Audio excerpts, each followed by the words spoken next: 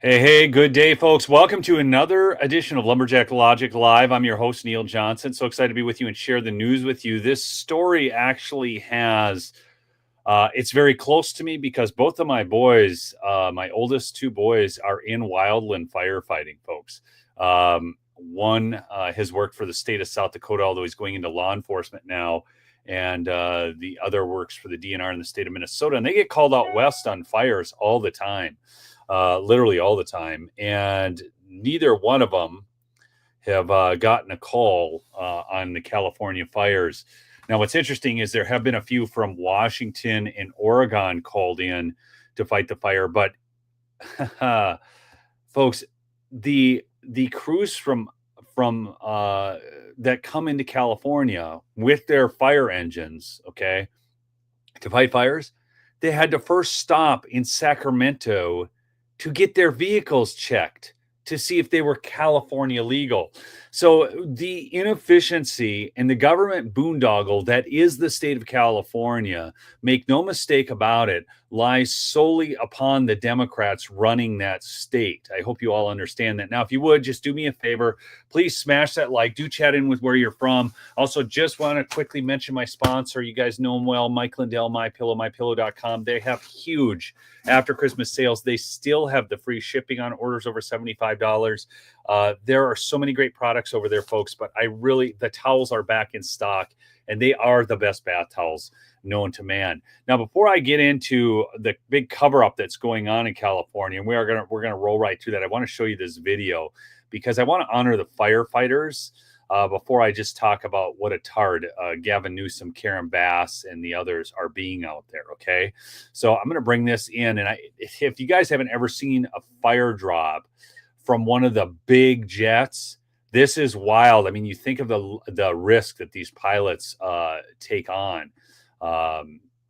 This is crazy. So just watch this. This is they load up large jetliners with fire retardant, but watch the flight path of this plane and how dangerous this job is. Watch them go down now. To get it close, they got to drop it right on the fire. They can't have it all dissipate in the wind. Look at that. That's insane. Give that guy a cheer in the chat. Give him a hand clap because that is nuts. Look at how close he is to the bottom. I'm going to let it play one more time so you can just watch it one more time. Look at that. I mean, that's awesome, folks. What these people do is incredible. Watch them flying out of that valley now. I mean, they dip way down. You know, they got to get close to the fire. I want to share something else with you here. This is Anderson Cooper blaming the citizens of California for using water. Now, interestingly enough, I just have to say that I'm going to pull this out for just a second and we'll put it right back in. But so out in California, we were told that the reservoirs weren't full, and then we were told that that was a lie. I'm going to show you that, number one, that's not true, but that's not the biggest lie going on in California right now. But watch Anderson Cooper. He's such a hack, okay? And now blaming the citizens of California, talking about there's no doubt that it is a gravity issue coming from a reservoir or a water tower or anything. But the reality is that they know that the Santa Ana winds, this is like normal California, okay? Now, the fires being lit and who they're being lit by, we're going to talk about that. But watch Anderson Cooper here on CNN.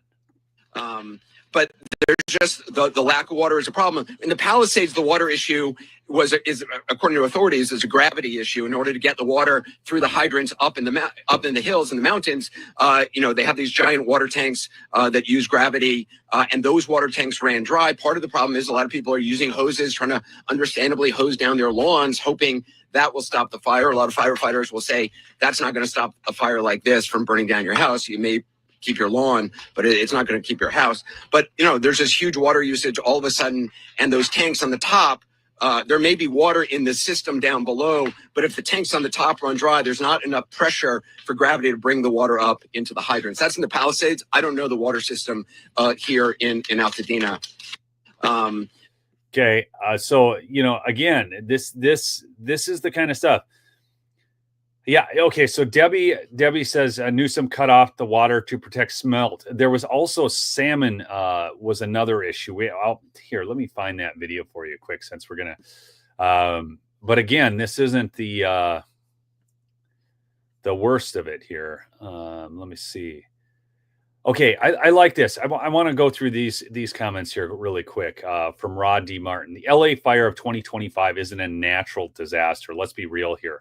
I lived in California for years. Santa Ana winds and dry conditions. That's just any given Tuesday. Previous generations handled brush fires like pros. They had systems, they had plans, they worked. Then came one party rule and the policy changes that came with it. Okay. Blocked access to available fresh water, dismantled reservoirs, rejected desalination projects. So a lot of people are like, well, why aren't they just, I mean, they got all this water out there in the ocean. Yeah. And they could desalinate. I mean, do you know, like some of the foreign countries, I think Dubai is completely run. Their water is all desalted. I'll just say water. Let forests become tinderboxes. This is a big one, folks. They do not, you can't even, I talked to some friends out in California, you can't even clear brush. It is illegal to go out and cut deadfall, folks. It's nuts. Defunded fire departments to spend more on illegals. And now we've not only found, because they tried to tell us that was a lie, the 17 point some odd million dollars. Oh no, that's a lie. Well, not only did we find out that that wasn't a lie, but that this year, Mayor Bass wanted to defund another 50 some million dollars. Okay. So there's a whole big fight going on out there in California about placing the blame right now. Ignored basic infrastructure maintenance, prioritized identity politics over competence.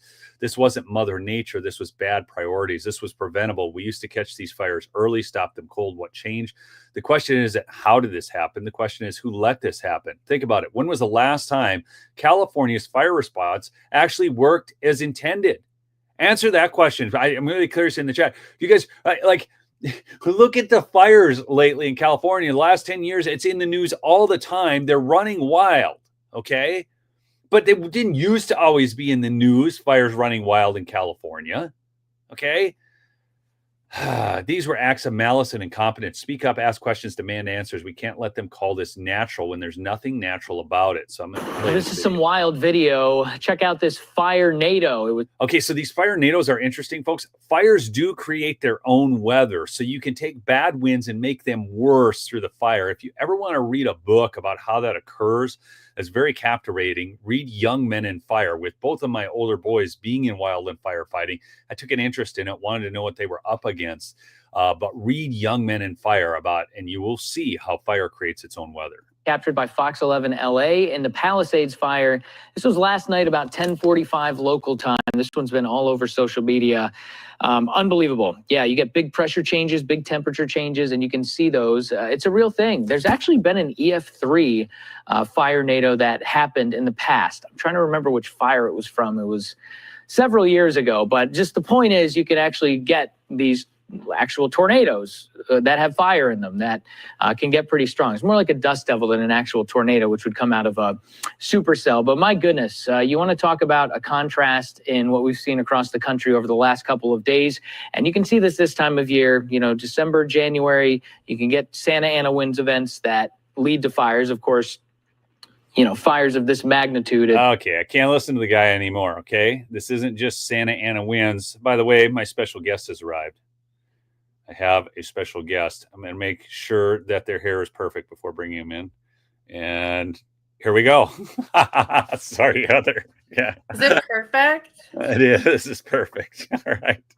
Anyways, this fire situation in California, now that you're here, I'm going to bring in the main story, Heather. But this is one of the craziest things to watch this. And again, with my boys being in wildland fire and knowing about fire management, this is like, to me, it's criminal. It really is what's happening out there. You consider the loss of life.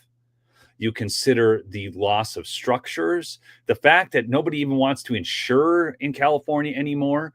One little known story, folks, is that reinsurance. Okay, and there's a whole industry called reinsurance. I don't know if you guys know about this, but you actually get insurance on the insurance. I found out about this when I was in sales for peak performers because I went out and sold all these sales companies. And then I'm at this company and they do reinsurance. And I'm like, what the heck is reinsurance? And it's insuring the insurance. It's just wild, the financial mechanisms we have. But insurance companies insure their insurance.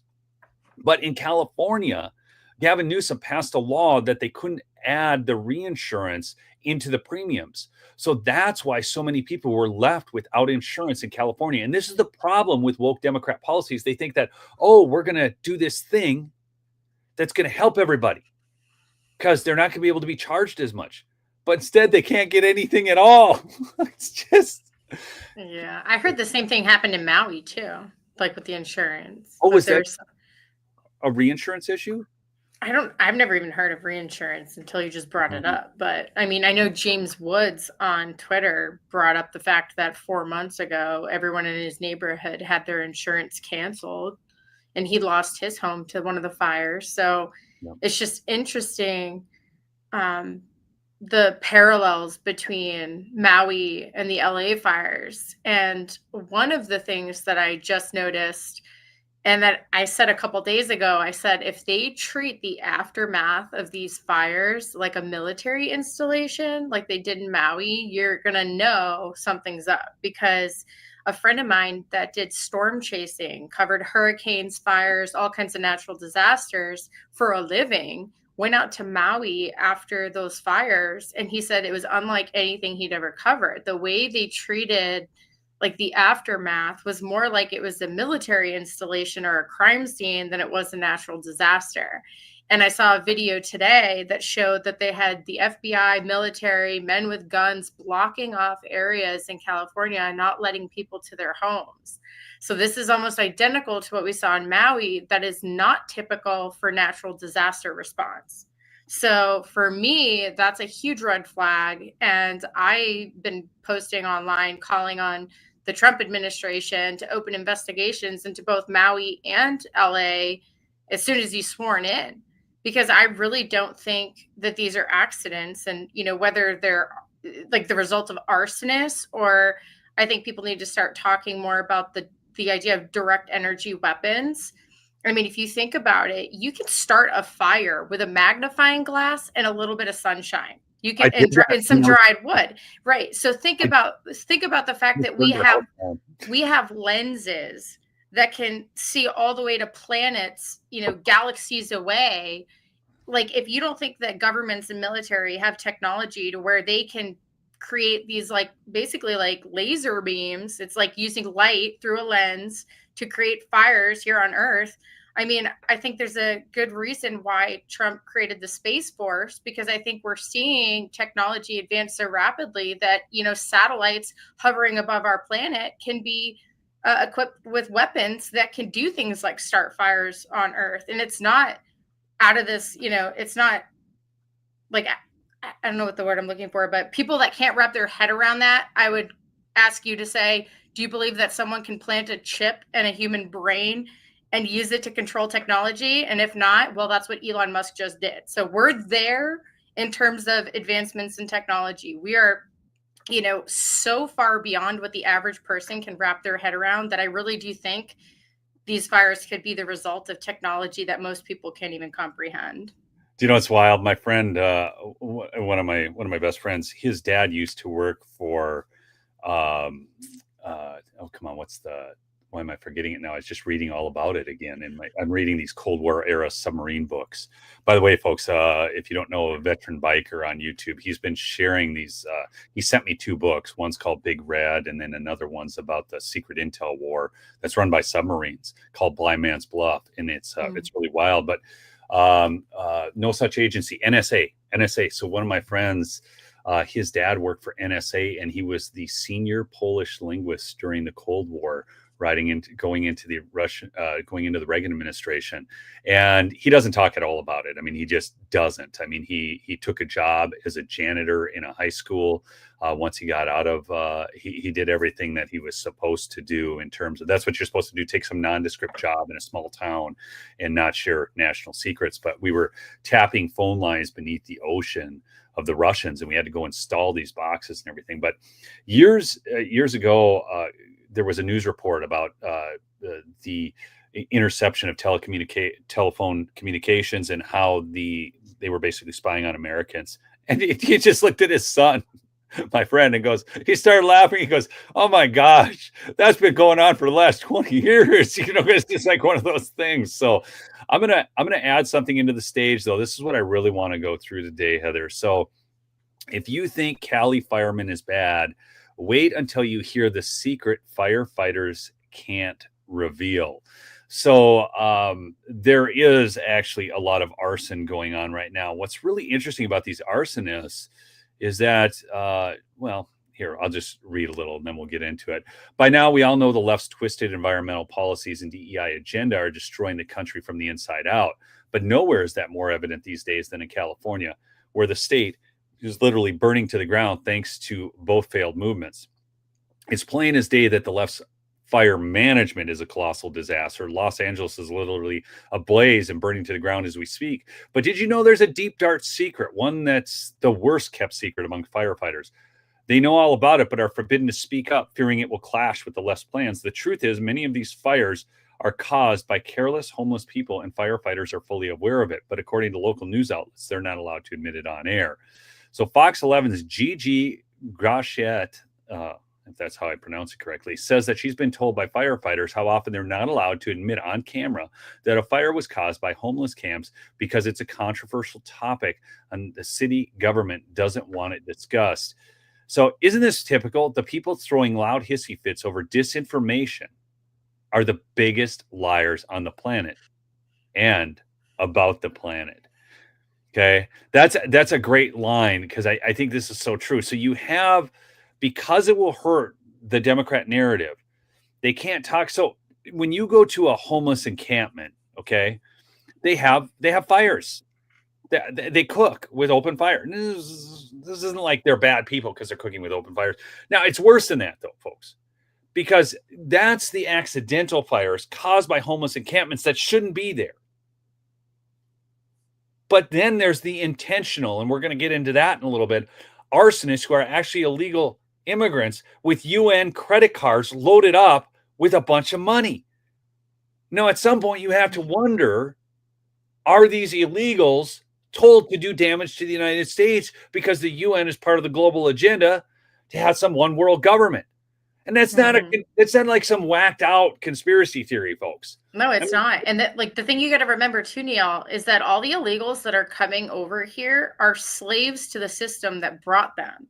So their housing is controlled, their food is controlled. It's essentially like a little communist ecosystem within our own country, because the Biden administration, these NGOs, and it's all tied back to NATO too. NATO has been instructing people how to get, through the Darien Gap and get to our border and get in here, and telling them what to do and how to do it. That this is all interconnected. And when you look at NATO is connected with the World Economic Forum and all these globalists that are the very ones, in the background, sharing information on these direct energy weapons and things like that. One of the things that I think of, like the way my brain works, is like, could these small arson fires that these illegals are setting be kind of like a scapegoat for something much bigger? And that's why I think while we should definitely, focus on the arsonists and the illegals, I really want to make sure that people start having more conversations about direct energy weapons the same way we do about nuclear weapons. Who has them? Currently, what are their capabilities? How can you tell if they've been used through an investigation? I mean, if we're getting to a point in human history where these kinds of things exist, we need to start having conversations about how we can mitigate, the damage of them. And I truly believe that these fires could be the result of something like that. But I don't think it's talked about enough. And now all of a sudden these little arson videos are coming out. And I'm like, is that a distraction from the bigger conversation at hand? Comment? Not the homeless firefighters will start something for the job. Truth. Robin, my kids work in firefighting. Okay, stop it. Just stop. Firefighters aren't running around starting fires so they have a fire to put out. Just stop. I mean, honestly, I will tell you this much. Firefighters are excited when they get the call for a fire. That is true, but they always want it to, like my boys would always talk about, yeah, we just don't want any structures involved and just want it to be big enough to be dangerous. but small enough that it doesn't hurt anything and we can put it out. That's their ideal fire. Okay. They're not looking to do this. I think that's just I just wanted to address that because that's just, it's just, look, we have fires that are getting out. So the other thing, this is another thing that's not talked about, Heather, but was proven multiple times. So eco-terrorism, these lefties that think that the environment is, they've got to make it look like climate change is this thing. They are actually out starting fires to do that. It's called eco-terrorism. It's real. That's what happened up in Canada with some of those fires. One of the guys caught in California a few years back was an eco-terrorist. Okay. He was a far left-wing lunatic who wanted to make it seem like we were all burning up so we would address climate change faster. It's exactly the same kind of thing that they do when these leftists run down and paint all this KKK stuff on churches and swastikas. And then you find out they're left-wing nut jobs. Okay. That are doing this. It had nothing to do with Trump. It had nothing to do with white supremacy. Okay. It had everything to do with trying to, it's like Jussie Smollett. It's like the Noose, Bubba Wallace. I could go on about all the fake stories we get to hear to promote an agenda so they can usher in some totalitarian state, take away our freedoms, and enact their laws. Yeah. Freaking drives me nuts. And unfortunately, those crazy leftists are basically like pawns for the globalists, right? Like they're having discussions about how to topple American government, how to use propaganda to divide the country, how to use media as a weapon, how to use, the narratives to get a certain outcome. These conversations are being had with malicious intent on how to destroy America. And this is what we're seeing. And I think this is the solution, though, is to keep talking about it so that it, like we, can see, people can see through the smoke. Because at one point in time, before I knew much about Trump, the only thing I'd ever heard about him was, bad things. Like I didn't grow up watching him. I was relatively young when he first ran for president. So like, I didn't know anything about him. I knew I didn't like Hillary because my dad was military. So after the Benghazi thing, I just always hated her. And, but I didn't know anything about Trump, but I was convinced like, oh, he must be a bad guy because I'm reading all this bad stuff in the, paper, and what little headlines I saw about him were always negative. And I'll never forget that first time I went to CPAC when Trump was speaking, and I saw these Jews there that had signs that said Jews for Trump. And I was just like, wait a minute. But like that little thing in my brain was like, isn't he a Nazi? Like he's like Hitler, like all this other stuff. Like I could not picture a Jew voting for Hitler. Like it is just like my brain, the like dissonance there was like trying to make it make sense. And I was like, but the media says all this, but here these Jews are. And I was like, whoa, and I have to talk to him. So I started talking to him. Then there was the blacks for Trump there. And I was like, but he's racist, right? Like, that's what everyone's saying. Like, and I'm like, this is wild. And fast forward to today, it's like, I realize how truly bad the media is. And it's like, it's being run by globalists, by people who hate America. They want to destroy us from within. And it's all part of a big plan. And none of it is by accident. None of it is incompetence. And I get really frustrated when people try to attribute all of these like attacks on America as just like incompetence. Like, oh, this is happening in California because incompetence. Like, no, it's not. You don't have empty fire hydrants because of incompetence. You could be the head cashier at Walmart and know that a fire hydrant should have water coming out of it. And that's like the one purpose it has, right? This is not incompetence. It's something more nefarious at play. All of the details, I don't know what, but it's going to come out in time. It's wild. I mean, you look at the fact that they know that these Santa Ana winds every year. Okay. So don't tell. And the reservoir wasn't filled. Okay. So this is another one of these. Oh gosh, I got to get back to this article because I'll get so off track. But the reality is, and here, I'm going to go to this one. Is it this one I want? Okay, here. Speaking of that, okay, let's watch this one here quick. I'm going to pull this video in. because we get to hear about, how it's, incompetence. And here's Gavin Newsom. Okay. And I want you to listen to his admission on here, because we're told here, and I'll go up to Canico's summary. Canico's a great follow on X. So is Heather, by the way, which is just Talk Mullins.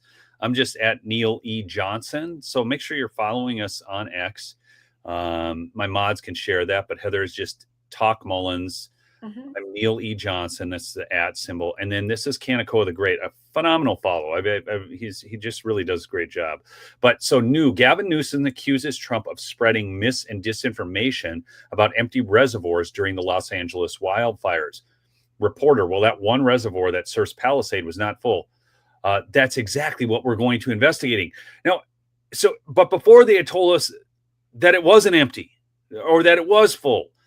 This is, and now when Gavin Newsom is questioned by a reporter that has this information in front of him, he has to backpedal, but now he's saying we're investigating it, because they want to seem serious. This is wild. Watch this clip. And do me a favor while you're watching this, smash that like button. Chat in with where you're from really helps get the stream out there. We're going to break 2,000 here in just a moment. President-elect Trump has blamed you for this crisis. He called you incompetent. What's your response? Well, I called for him to come out, take a look for himself. We want to do it in the spirit of an open hand, not a closed fist. He's the president-elect. I respect the office. We have a president of the United States that within 36 hours provided a major disaster declaration over a text. We had support from the president of the United States, Joe Biden, with 100% reimbursement, all the resources you could hope for or imagine, constant communication. Isn't that fascinating? Remember, I just want to point this out. Remember how there wasn't enough funds for South Carolina? There's something really deeply disturbing about funds being allocated to Americans on a political basis. Deeply disturbing. Okay. Now, I do want to ask this question. Why, with this just rank incompetence, okay, because there is a certain amount of that too, in the DEI kind of stuff. But but then that's all part of a plan too, Heather. So I don't know how to explain this. Yeah, those people are installed. They're installed. And, the people on the bottom that they install into these places, might be incompetent people, but rest assured the people organizing and moving these pawns are not. They're very brilliant, organized criminals. And what they're doing is a systematic takeover of America, and they're dismantling certain parts of our country little by little. And once they create a playbook and they figure it out on a small scale, they just start replicating it in different counties. But it's the same thing. It's the propaganda. It's the, funding of prosecutors. It's the installing people to different positions. It's it's well organized, and it's all by design. Do you know what's really interesting is years ago, George Soros, I read this. This was, I don't know, probably around 2010 or sometime between 2010 and 2015. I read this article, and it was all about how George Soros and the Democrats worked to groom. They like grooming. Anyways, but they're grooming candidates at the local level. Okay. So they are very organized, literally down to the local level, getting people to run for county commissioners, mayoral seats, and that type of thing, to get them trained in the political process and to know how to run a campaign.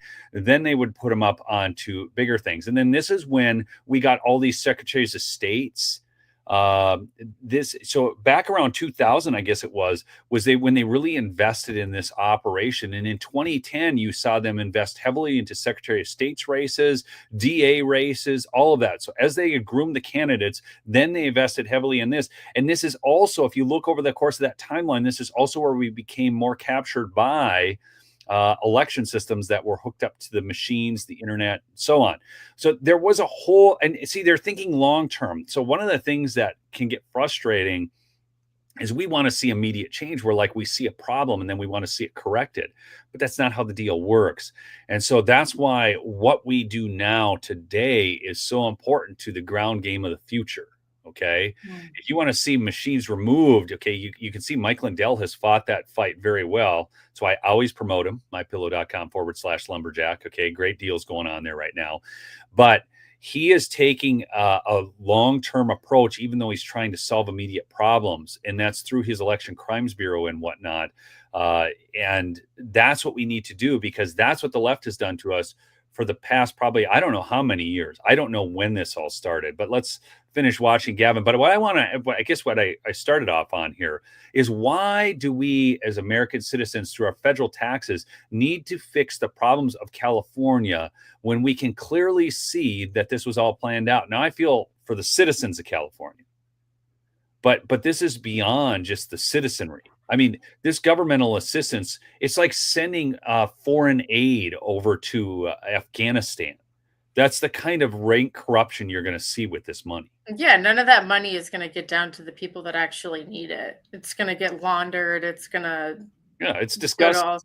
Like, I honestly wouldn't be surprised if they started selling some of the burnt land in China or something like that. I mean, Newsom rolled out the welcome mat to Xi Jinping, and they were waving Chinese communist flags.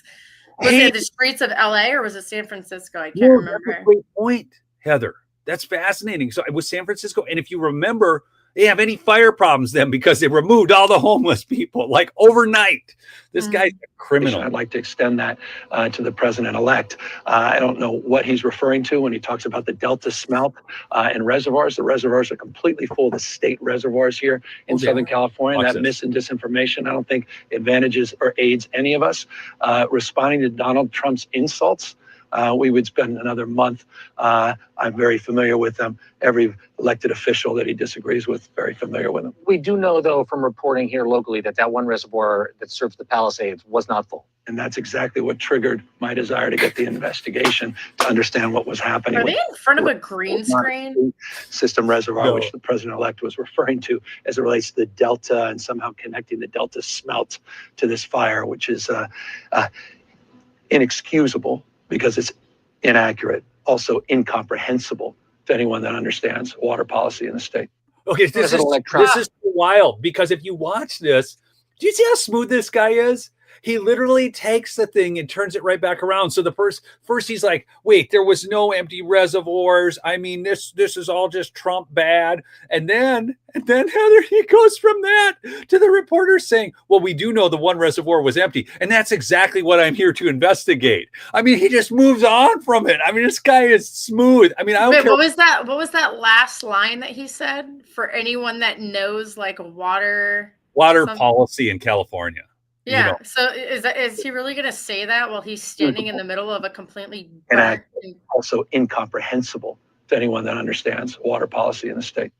Right there. So the guy that's standing in the middle of like torched 39,000 acres is making a comment to people that understand water policy?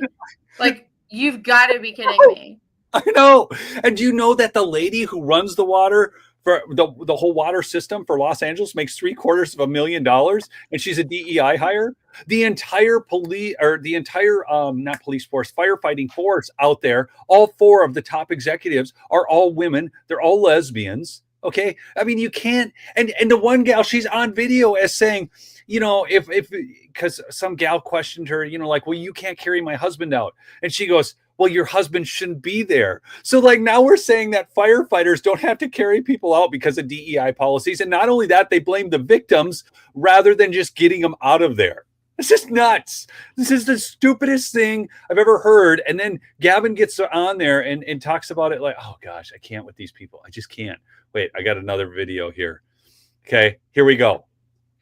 Speaking of the water supply. So Governor Newsom, said it's misinformation to say that I depleted the water supply to protect salmon. So whether you want to talk smelt or salmon, I'm going to show you a video 1 year ago. This is Gavin Newsom. Okay. This is wild. This stuff is just wild to me. Okay. Hold on. Oh, I moved that to the side. How's right there? The real surgeon, real life version. That little guy is a three-spine stickleback. They're really a three-spine stickleback. What is it? We're talking about restoration. We're talking about partnership. We're talking about restoring old salmon runs. We're talking about restoring cultures and economies. We're talking about restoring trust in communities and connecting us back to our proud past. And it's all around making sure that we bring back that original habitat, we bring back sort of the natural ecosystems. And again, we partner with the tribes that understand this better than anybody else. This is, by the way, folks, this is the same thing that's taking place in Europe, where they're removing dams and then having massive flooding because they're going to go restore it to what it was. So they're taking out major hydroelectric powers, which is the renewable resource idea. The landscape has already changed. You know what I mean? At this point, that landscape is doing well. And then they're going to remove all these dams, and then the whole stinking continent is flooding. And they're like, climate change. Like, what the hell? These people are so disingenuous. It just kills me. And some people believe them. I want to know why Kimberly Guilfoyle hasn't blew the whistle more on Newsom, because she was dating him a while back, wasn't she? Yeah, she was. She dated him. I'm or was she even his wife? I don't know. I mean, I don't know. He's had a lot of gals. I don't know how it all works out. I mean, what an upgrade though to go from Newsom to Don Jr. That's one end of the spectrum to the other. But apparently they're done now too. So she's. Oh yeah. I don't know. But now he's got another girlfriend. Gal. Yes. It's just.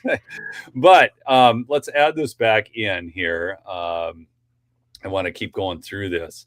The sad truth is that Dems seem to relish these horrific fires. Why, you may ask? Because they use them as an opportunity to blame climate change, stoke fear, and keep their cycle of disinformation alive and well. And the bonus is that the folks who believe climate change can start a fire aren't the type to dig deep or search for the truth. These are spoon-fed government loyalists who will happily swallow whatever narrative they're served without asking a single questions. These fires are also a perfect fundraising opportunity for Dems. See, this is where you go back to, who was the guy? David Plouffe, wasn't it? Yeah, the one that wrote the book on how to defeat Donald Trump. Yeah, and I think he was the guy. He was a White House advisor and Obama's 2008 campaign manager. And he was the guy who said, never let a crisis go to waste. Or was that Rahm Emanuel? I can't remember. Oh, I don't know. But I know Mark Zuckerberg hired him to lead public policy and advocacy for the Center for Tech and Civic Life, for the Chan Zuckerberg Initiative, which is the group that funneled $400 million into the election through the Center for Tech and Civic Life. Yes. So that's David Plouffe. Look that guy up. He's bad news and connected with Zuckerberg. So I don't buy Mark Zuckerberg's whole come to Jesus free speech turn in life, because I'm nobody forced you to dump 400 million into this organization that put it into the election, that investigations all showed helped Democrats and disproportionately went to Joe Biden districts. So just disregard anything Mark Zuckerberg says about being free speech now. Heather, you're just dogging on Mark. He's a good guy. BS. Anyways, I'm all about forgiveness, so I'll give him the benefit of the doubt, but I don't forget.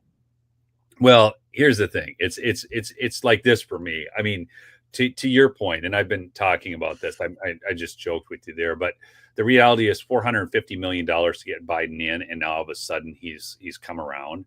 Yeah. Now there are, I think, in my audience has heard me talk about, there's really two realities with Mark Zuckerberg. Number one, I don't think that he fully expected that what happened was going to happen. And I've read the emails, and then they had the phone calls, and the government was literally threatening Facebook and cussing them out and everything. So that's all real. So I think Zuckerberg was like, oh, well, I thought this was going to be a friendly relationship. It wasn't at all. Okay. The Joe Biden regime had their demands. They wanted them met. And if Facebook wasn't handling it fast enough, that's that. Now, so who do you trust more, Zuckerberg or Elon? I take Elon over Zuck.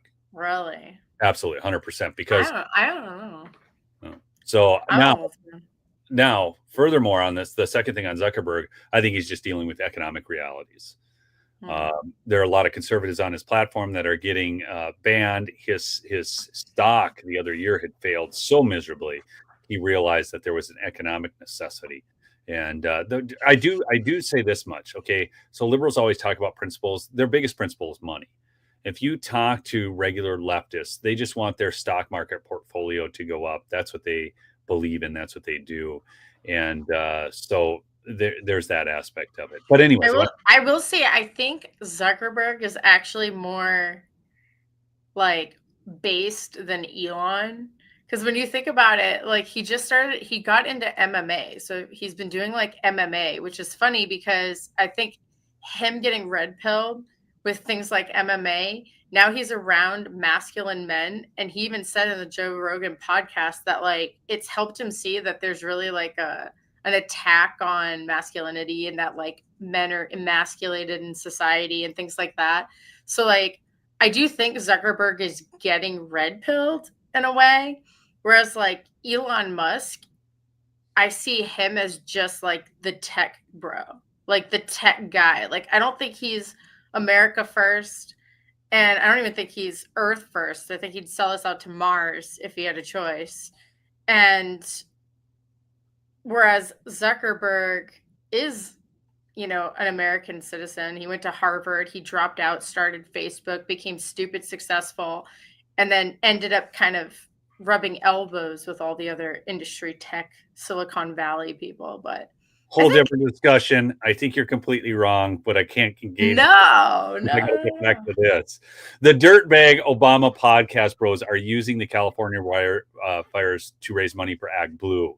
So this is going on. If you want to help those impacted by California wildfires, please donate at Vote Save America.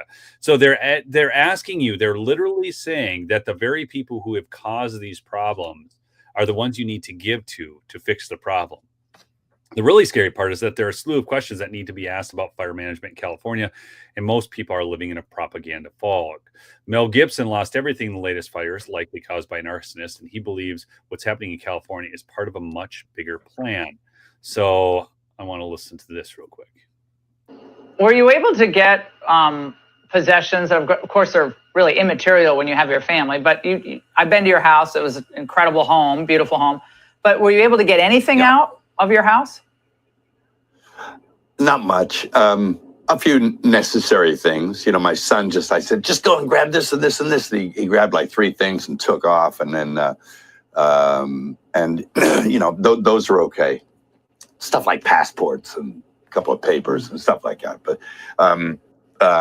by and large, everything was just, it looked, when I got there the other day, I went up there yesterday, it looked like Dresden, you know, after Bomber Harris got through with it. Yeah. So nothing left. He went on to talk too about how you know, Gavin Newsom was spending all the money on hair gel, all the taxpayer money on hair gel stuff. So much loss that it didn't have to be this way. This mismanagement of the so-called fire safety program, if you could even call it a program, is downright criminal. So I think this is hilarious. That's Lori Lightfoot. And then you look at these 2 pictures, and I mean, this guy has cost the United States trillions of dollars in damage. Lori Lightfoot, you know, I was kind of excited when she was gone, but I think Brandon Johnson is actually worse. I was like looking at the comments section, and they're still going off about Zuckerberg and Elon. Oh, I know. They do not see things the way you do. I don't either. I mean, I actually. No. Let me clarify, right? Like, I don't trust Zuckerberg or Elon, for the record. Okay, I think both of them, you know, like the one thing where I'm like, kind of want to give a point to Zuckerberg. Wait, no, let me finish.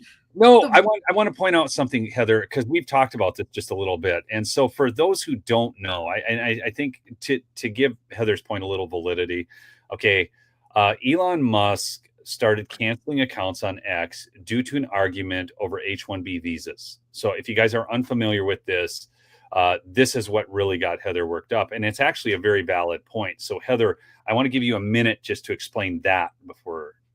Yeah. So well, technically, I've been getting censored on X, like all throughout the primary, along with a bunch of other like MAGA influencers and stuff. And if people remember, when Elon Musk, like during the primary, he was not pro-Trump. He like lifted up DeSantis, and he put all the DeSantis influencers were the trending nonstop on there in the algorithms. He also allowed DeSantis to announce his presidential run on X in a Twitter space that I was in listening to. Then Vivek became like the guy that he was like, was always trending. I mean, anything Vivek tweeted would get more engagement than something Don Jr. tweeted. And at the time, we know who was more popular, but the algorithm just gave more of a reach to people like Vivek or DeSantis and things like that. And all throughout the primary, conservatives like myself that were pro-Trump or were calling out people like DeSantis and Vivek, it was like yelling in the wind. And fortunately, we came out on top, and eventually Elon Musk came to the good side and started backing Trump when Trump pretty much already had the election in the bag. And like, no offense to Elon, I appreciate what you've done, the Twitter files coming out, things like that. But Trump didn't need his endorsement or his money to win. He was going to win. He was on trajectory to win. And that's when Elon came on board. So for those saying that Mark Zuckerberg is just doing this and is kissing butt now, blah, blah, blah, blah, well, you could make the same argument for Elon Musk because he was not pro-Trump the entire time. And then recently what ended up happening was Steve Bannon and a bunch of others were saying we needed to get one of the H-1B visa programs, which basically replaces American jobs with foreign workers at lower rates. And Elon Musk, his own Tesla factory, let go like 2,700 American workers and then got turned around and got approved for like almost the identical number of H-1B visa applications. So those 2,700 Americans that he laid off were basically replaced with foreign workers at lower rates. And so when like on Twitter or X or whatever, when everyone started speaking out saying the H-1B visa program is anti-American first, it's got to go, Elon Musk planted his flag on that and said, I'll go to war over this. Like, MAGA's racist and they just don't want, Indians or whatever here and da, da, da. And he started saying so much preposterous stuff about Americans, like literally calling us racist, which is what the Democrats did for how many years because we opposed, All right, hold on one second because I'm just watching the comments here and people say,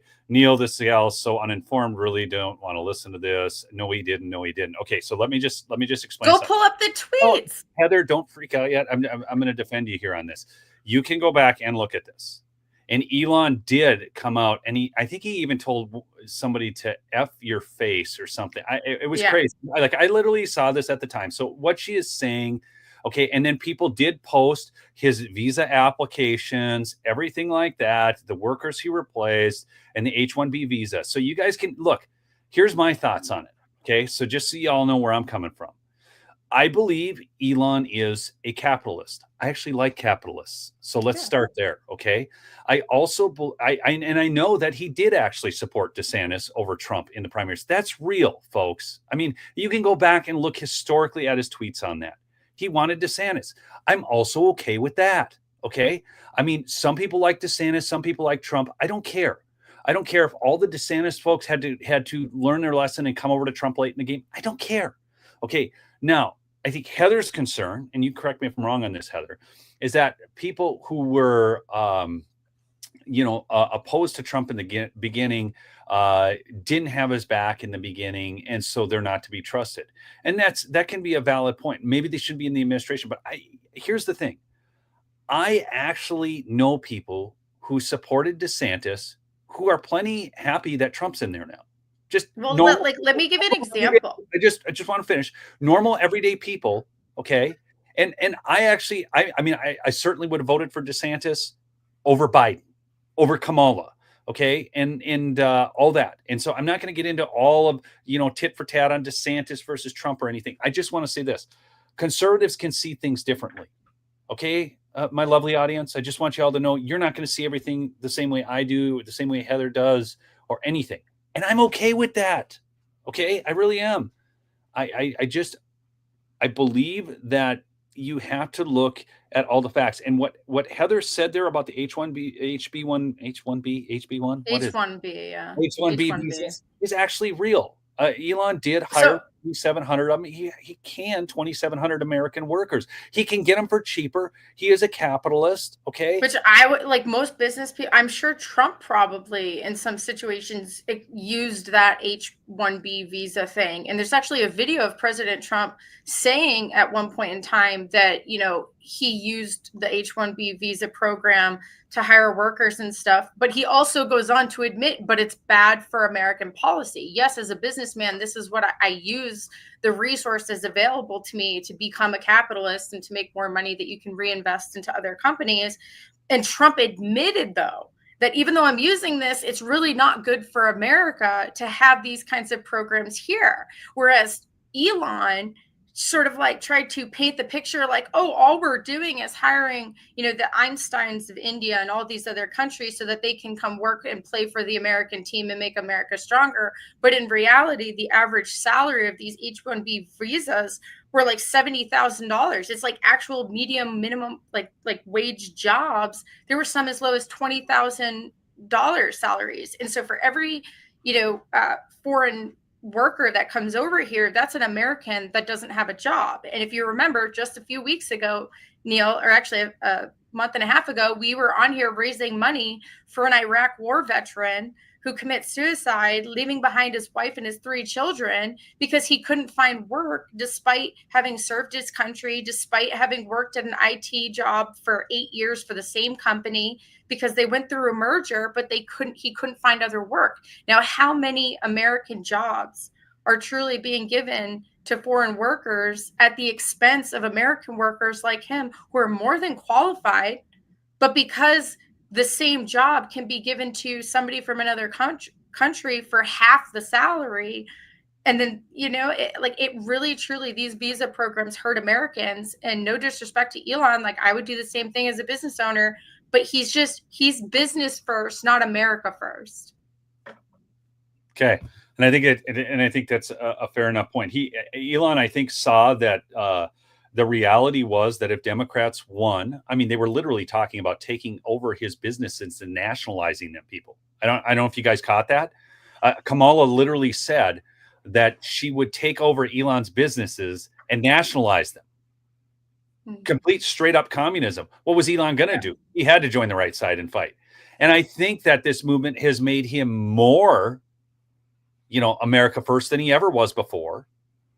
And I think he's as people, we have certain Elon, remember, was a Democrat. So for him to even come around to where he is now is a movement in the right direction.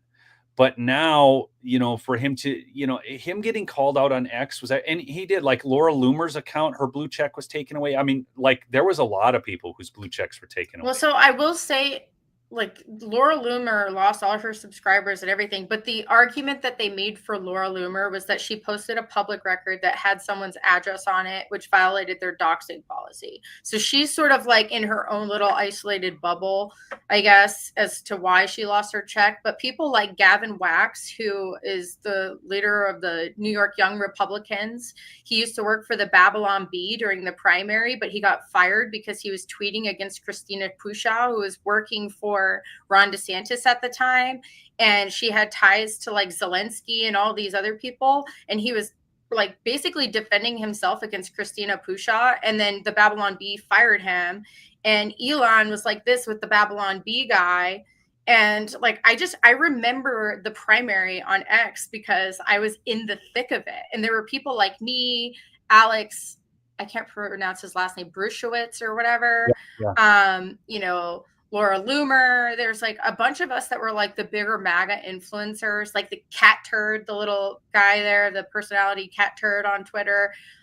There was a bunch of us that were just hardcore Trump or nothing. And we all felt the censorship. And for the longest time, people would brush it off as like, oh, there's still some bad people at the company. Elon's going to get rid of them, like, give it time. And that was the story we were all told when these kinds of things would happen, is that it wasn't Elon, it was these bad actors that he still had to comb through and get the bad apples out of the company. But then when you look at what just happened recently with this H-1B visa issue, right? Gavin Wax lost his check mark, right? He lost his check mark. He's just had a gala with some of the biggest, like the New York Young Republicans Club is one of the biggest Republican organizations in America right now. And he's pretty much running the show there. And yet he had his checkmark taken because he challenged Elon Musk on H-1B visas. Like, that's not okay. And then what really frustrated me is like, okay, if you're going to like if it's a private platform, you have every right to censor, but don't turn around and call yourself free speech platform while censoring, because I don't like the gaslighting, and I take it personally. Like, I'm not a stupid person. Like, you can do whatever you want. If you don't want us, like, and that's where I honestly, like, as much as everyone hates Zuckerberg, everyone knew he was censoring. They said, hey, we're going to hire fact checkers. We're going to take down what we don't like. There was no question as to whether or not they were censoring, because they openly admitted that they were. They're going to get rid of hate speech. They were going to get rid of medical misinformation. They was going to get rid of this, blah, blah, blah, blah. We knew what they were doing because they were honest about what they were doing. Whereas Elon is like, oh, I'm free speech. I'm free speech. I'm free speech. But then I see this go down, and it's so frustrating. I'm like, you know, I think it's really irritating to me, because censorship is deadly, as we saw with Facebook, which is why I don't trust Mark Zuckerberg, because of how many people died because they didn't have access to, you know, monoclonal antibodies, hydroxychloroquine, ivermectin, all of the things that were saving lives that got taken down on Facebook and Instagram. So, like, I hate censorship with a passion, and I will equally hate it when Elon Musk does it. I plant my flag on freedom, not on X, not on Facebook, not on Instagram, not on Trump. I plant it on my moral, like my principles. And if anybody threatens those, if anybody threatens my free speech, I will be the first to call them out. So as much as everyone wants to, you know, love on Elon, he dropped the ball here. And I would be calling out Trump if Trump decided tomorrow's censorship was great. Like, we cannot defend these kinds of attacks on our free speech just because we want to believe the person is good. Like we can believe Elon is inherently good, but he dropped the ball here, and we have a civic duty to call out Elon or whoever for their censorship. Because if you don't use your First Amendment, you're going to lose it. You got some converts. Look at this. Heather is correct. Amen, Heather. You know, so look at this, you know. Like, I believe in forgiveness too, and I believe in change. I've changed so much over the last 8 years of my life that I believe Elon can, Zuckerberg can. So my heart is open for these people, but like where I'm currently at is like I'm still distrusting of Zuckerberg, and I'm distrusting of Elon because of the recent events. So, you know, I hope and pray that they truly come around, because like we all benefit from a society that protects our fundamental rights like free speech. So I have a different take on your thoughts there about how, well, it's a private business and you can censor who you want. And so my friend George talks about these platforms being common carriers, the Section 230.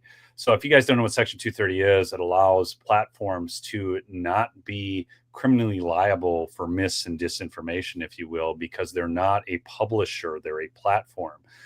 That's their protection, but now they're acting like publishers because they're determining what's true and what's not. They are being the arbiters of truth and removing people and removing certain content. So, and I don't think we can trust any of these platforms. Let's just start there. I mean, the reality is that Jesus trusted no man. So, you know, and, you know, half the days we can't even trust ourselves to always do the right thing. So that's just a reality. And you always have to stay humble in that process and understand the nature of yourself, the nature of mankind. And that's going to get you a lot further down the road than just throwing blind trust behind everybody. And it's just not a good thing. So I will say this much. I had a lot of friends get banned on Twitter, like completely wiped out accounts, and Elon did restore them. So I give him real high marks for that. And for the most part, my friends who got their accounts back, they really haven't been censored. And neither have I. So I did have a couple times where I made comments that were deemed against their policies and they were demoted. Okay. And like nobody saw them. So that is a reality too. And then if you get too many of those, then your whole account gets demoted. So there is still, there is so much to flesh out in this conversation, but just understand this too, people. A lot of times people say, oh, well, it doesn't matter. You know, nothing matters. I mean, what I say doesn't matter. And, you know, no, what you say matters a lot. Otherwise they wouldn't be trying to censor you. Never forget how much your voice matters. When they said that, there's all these quotes from people back in history about, don't pick your battles with those who buy ink by the barrel. I think that was Benjamin Franklin and so on. The power of a voice in the press and that's why social media changed that game. It's vitally important. Don't think your voice doesn't matter. I just want to make that point. We got way off the wildfires here, Heather. That's all. If we want to know the truth about the wildfires, think about it. Social media is the only place we can really go, which is just ties into how important free speech really is. I want to play this one. We'll play one last video here. We're almost at an hour here on the stream, but this is the LA fire chief. And I want you to watch this because this is when Democrats start turning on themselves when the pressure becomes too much. Watch. I have no volume on this thing. Here, I'm just going to watch this on X. Then we'll probably have a better. Okay, so. Yes, we took a $17 million. Okay, here. I want to be very, very clear. Yes, we took a $17 million budget cut. And as we know. Okay, now remember, they have told you that was a lie, that the fire department didn't take this $17 million budget cut. Karen Bass came out and said that, that wasn't true. And then even the liberal mainstream media told you that wasn't true. Any budget cut would negatively impact our ability to carry out our mission. I want to also clarify that I'm not a politician. I'm a public servant. It's my job as the fire chief of the Los Angeles City Fire Department to make sure that our firefighters have exactly what they need to do their jobs. And that's why I'm talking to you today. Now, guys, quickly in the chat, how many of you trust Kristen Crowley? Now, she's spitting out a fact here about the $17 million, but how many of you trust this gal? Just curious. Just see in the chat here. Palisades fire, everybody's seen it. It is absolutely one of the most horrific natural disasters in the history of Los Angeles. And even with an additional 100 engines, I tell you, we were not going to catch that fire. But with that being said, let me be clear. The $17 million budget cut and the elimination of our civilian positions like our mechanics did and has and will continue to severely impact our ability to repair our apparatus. So with that, we have over 100 fire apparatus out of service. And having these apparatus in the proper amount of mechanics would have helped. And so it did absolutely negatively impact. I want to also be clear that I have, over the last 3 years, been clear that the fire department needs help. We can no longer sustain where we are. We do not have enough firefighters. With that, I have also requested multiple budgets, interim budgets, to show how understaffed, under-resourced, and underfunded the LAFD is. So with that, also, we have clear data that shows the LAFD. What's interesting about this, folks, they are understaffed. And it's just like the Minneapolis Police Department. So after the Floyd riots, we lost police in Minnesota. They lost firefighters over the jab. Okay? Because those that didn't take the jab were canned. So there's so many things to point out here, but she's not wrong. You cut $17 million from the budget. You've got machines that can't, apparatus, she calls it, but trucks that can't be fixed and so on. But it gets really good here when this question is asked at the end. So I just want to finish. Needs more help. We need 62 more fire stations. These reports also show that we've had a 55% increase in overall call volume since 2010. And guess what? We're doing 55% increase in overall call volume, folks, since 2010. Complete communist rule, and they have more call volume and fires. Is that a coincidence? With less firefighters. I was also directed to develop a plan as part of a budget reduction exercise, and that could equate to $48.8 million. Did you guys catch that? So not only was the $17 million true, but she's also being asked to to craft a plan to reduce the budget almost $50 million more. And I rang the bell that these additional cuts could be very, very devastating for our ability to provide public safety. That would have resulted to 15 fire stations closing down and potentially the elimination of over 300 firefighters. Again, I want to be clear that I submitted a very large budget that will actually allow our firefighters to do their jobs. And I tell you. Okay. So he goes on to ask her, it wasn't in this clip, but he goes on to ask her, he says, you know, were you I can't, the exact phrase, but basically, did the governor, did Mayor Bass, did they leave you in the lurch? Were they the problem? And she said, yes. So they are all turning on each other. Now, another thing, folks, the government always wants more money.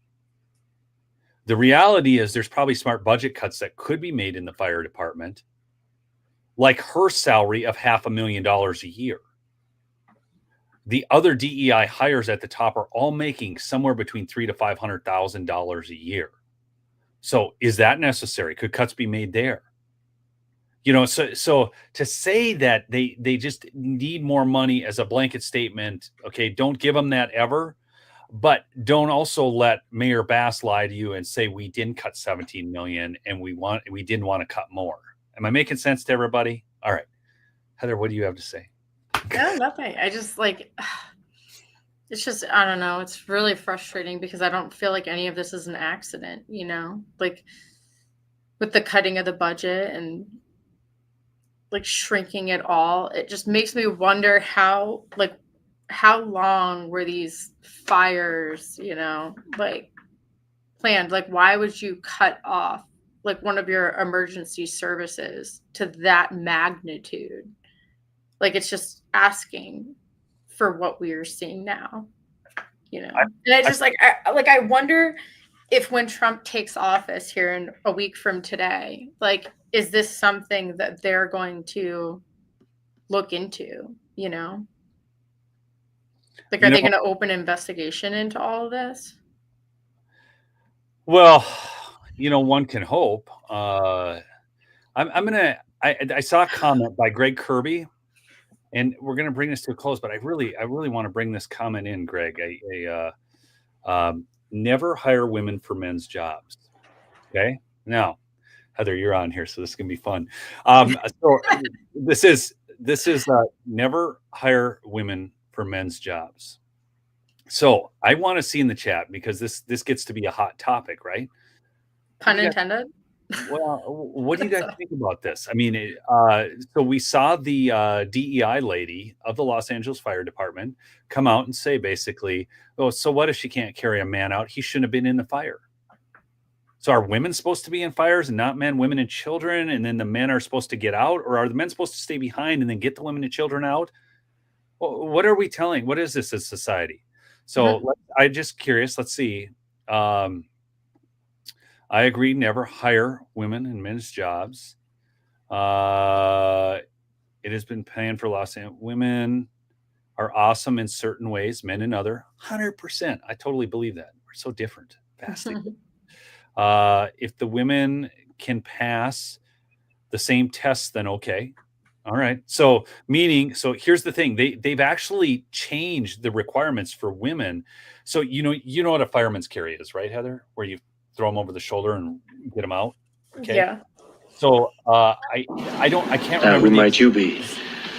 This is Ms. Grave, the mayor's staff. Hold on. I got this great clip. I don't know. It just started playing, but well, here, let me bring this in quick. Okay. I don't know if you guys remember Dirty Harry. Probably going to get, they're going to say that I'm doing some bad, dastardly deal. So I'm going to have to actually interrupt this every once in a while, because otherwise they'll say that I'm taking copyright and all of that, folks. It's just nuts. But this is such a great scene. Dirty Harry. Who might you be? This is Ms. Grave, the mayor's staff. She's here to monitor these examinations. This is Inspector Callahan. Oh, yes, I know something of Inspector Callahan. And I'd like to tell you, Inspector, it is the mayor's intention that this department be brought more into line with the mainstream of 20th century thought. The mainstream of 20th century thought. Okay, and I'm just so nervous about playing this because it'll get like copyright struck and it'll take down the video. So I'm just gonna kind of talk here just a little bit, and then I'll just play this next little piece. Watch this. Just how does he figure to do that, Mrs. Gray? To broaden the areas of participation for women in the police force. That sounds very stylish. So very stylish. Okay, now I'm going to skip ahead here. Okay, so this is Then they bring this person, this lady in, right? So she's going to be a new inspector now. Where is the exact spot? Okay, here, right? Okay, here. You know that if you make inspector under the mayor's new guidelines, that you might just be out riding in a police car? Yes, sir. That's what I'm hoping for. Well, Officer Moore, maybe you'll tell us all here about your most important felony arrest. I've never made a felony arrest. It's so great. Well, maybe you'll tell us about your best misdemeanor arrest then. I've never made a misdemeanor arrest either.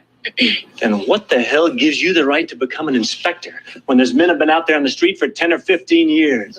This is almost like the HB1 argument here about Americans, who have been here paying taxes all these years, and then they want to bring these other people over. But, and then the mayor, goes on to say, you're just trying to make her fail. No, she hasn't done any of this. She has no qualifications. This is what we call DEI. And I think it's so telling. Go back to these movies from the 70s and 80s that prelude all this stuff happened. I do think for me personally, like where my opinion is on all this is I think really any jobs that have to do with being protectors, I just think should be reserved for men. And I also think that even if women can necessarily do the same tests, I think there was some study that showed that even when men are in the presence of women, they tend to like act differently, right? Like if you're in a battle zone or a war zone, you're gonna 100%. Like men are gonna react differently if there's a woman next to them because they naturally feel protective over her versus like all of the men together in the same battle zone. They're all ready to sacrifice themselves and they don't have to worry about necessarily like the female next to them in a way. So I feel like all protector jobs, whether it's fire departments, police, military, not that there aren't amazing women, like Tulsi Gabbard and stuff in those roles, but I just maybe like reserve the frontline stuff like that for the men and like, I don't know, desk jobs for women. Someone said we have nice handwriting. In the comments. The discussion, but my daughter just informed me she's got a problem with her car. I'm going to have to go resolve that, so we're going to have to bring it to a close. I do want to note, Heather, that you brought Greg around. He totally disagreed with you on Elon, but now he's agreeing that you are right. So anyway, this is the thing, folks. And I really hope you all can get this. And there's a whole thing out there right now. Like if you don't agree with somebody 100% of the time, it's like the purity test in politics and all this stuff. Just don't do that. Please. That's what cancel culture is. That's what the left does. Okay. You can disagree with people on some things, agree with them on the other, and move ahead on those things. Okay. Now, if they're some woke leftist, okay, just try and bring them around. I don't know, but most of them won't come around. But like people like Heather, just because you disagree with her on Elon and Zuck, doesn't mean you'll disagree with her on everything. Okay. And Heather and I disagree on a lot of things. In fact, the other day we were talking and I actually agreed with you on two things on the phone. I'm like, look at that. We agreed. We agreed again. So just always be able to have your thoughts challenged and then be able to defend them. Okay. All right. I love y'all. You're a great audience. I said, I'm going to go to the inauguration on, I fly out on Saturday. Saturday I fly out. Yeah. And you're headed out to the inauguration too. Yeah. We're going to do some reporting together out there. We're going to interview some Congress people and stuff. Again, folks, if, I am currently demonetized here on good old CommieTube as it is.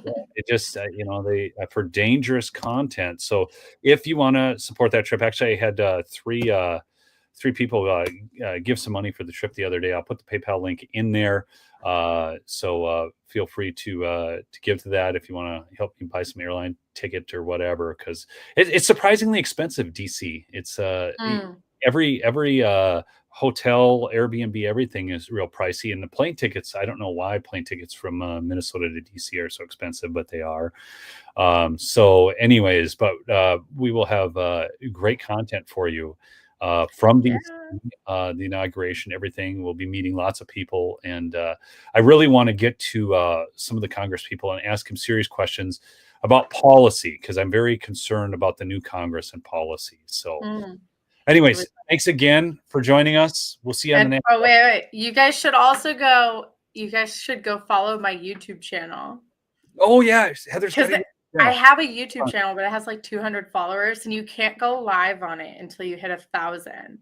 Okay, what's your YouTube channel, Heather? It's just Heather I think Mullins. it's just YouTube Talk Mullins Here, / Talk we're going to Mullins. find it real quick and then get you guys the.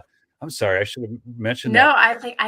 I just realized I'm like, I can't go live like this with people because I don't have enough followers on CommieTube.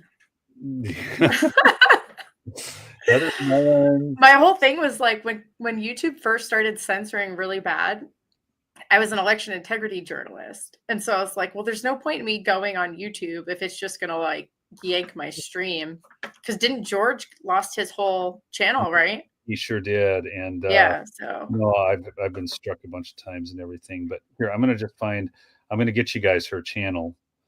Here, if you guys want to watch a really funny video, I'll share that with you. So once I hit 1,000 subscribers, I'll start doing more content. Yeah, it's Talk Mullins. Is it Talk Mullins? Mm-hmm. Here, I got a video you shared with me, so I can just do this. Well, that's not me. Well, it is. It's you with Jim Acosta? That one? Oh, wait, yeah, that's me, but it's not on my channel. I just sent you my channel via text. Oh, you did? Look at you. Okay. All right. It is. It's just Talk Mullins.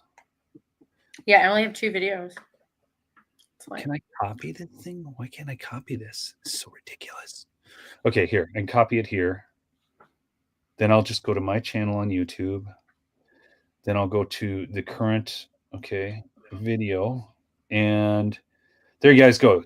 And that way she'll actually start posting to her YouTube channel. I know. I've never promoted your YouTube channel. You don't post anything anymore. So, yes. Well, I can't even go live. Like, they have a minimum. Like, you have to have 1,000 subscribers or you can't go live. All right. There you go, folks. There you go. Everybody just go over there quick. Give her a sub so she can go live from her phone, okay? Yeah, if we could get 1,000 subscribers by Sunday, I'll go live at the inauguration as like my first live stream on YouTube. That would be pretty. Well, then we can actually just use the YouTube app and hit stream together too. Instead of do that? Yeah. I'll show you all these cool things you can do. All right. I'm going to YouTube school with Neil.